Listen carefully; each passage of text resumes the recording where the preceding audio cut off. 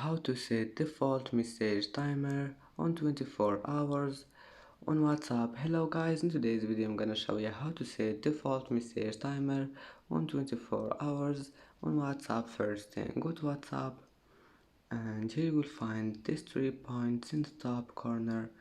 Click on it and then just click settings, and here you will find the account and then click privacy, and here you will find this one, default message timer. Just click on it and select 24 hours and go back. And that's it for today's video. If you like this video, don't forget like and subscribe, and thank you for watching this video until the end. And now see you in the next video.